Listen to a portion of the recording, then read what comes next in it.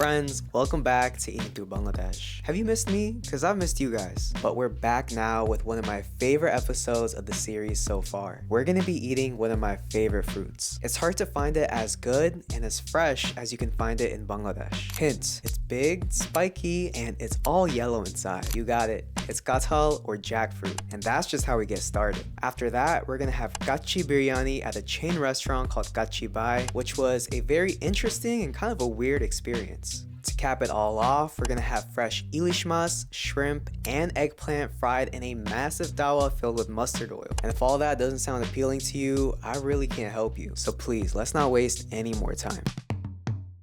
So I'm back in Dhaka, and my uncle pulls out this massive kacchi which he immediately starts cracking into. Now, if you're Bangladeshi, you know when a kacchi is being opened, it's a real event in the household. The family gathers around and eagerly awaits that sweet, bright yellow flesh. And it's no easy task. It's a true display of strength, precision, and to be honest, luck. Knowing a good kacchi from a bad one is one thing, but trying to guess if it's ripe yet feels like the luck of the draw at times. But I'm pleased to announce we got lucky. Pro move here is to get yourself some puffed rice, or as we call it, muri. No different from what you see on Rice Krispie treats. You take your pot of jackfruit, dip it into your muri, and then take a bite. The sweet fruitiness of the kacchi and the crispy, crunchy texture of the puffed rice is simply a match made in heaven. The texture and the flavors, they just work. And you better collect the seeds to be used in various other dishes. There is no waste here. Well, that was a fun snack, but we need something a bit more substantial.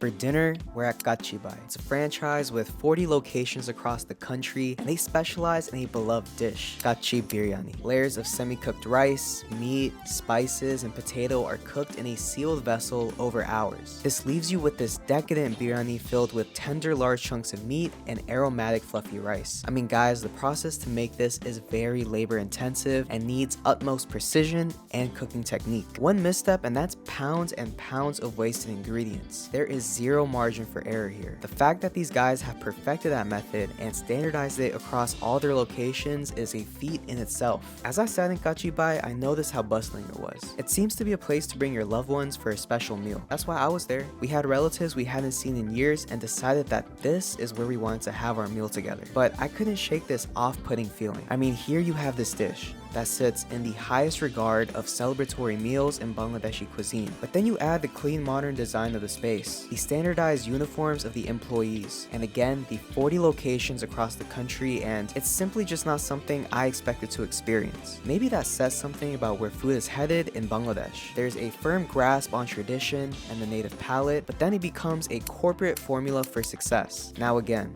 I'm not the biggest fan of corporations, but it is interesting to see how Bangladesh is developing in every aspect, including food. But friends, development can be a double-edged sword. For every corporate franchise that opens, we should also keep in mind the people that don't have access to those same resources. In the rush of modernization, we should also be asking what happens to those who slip between the cracks.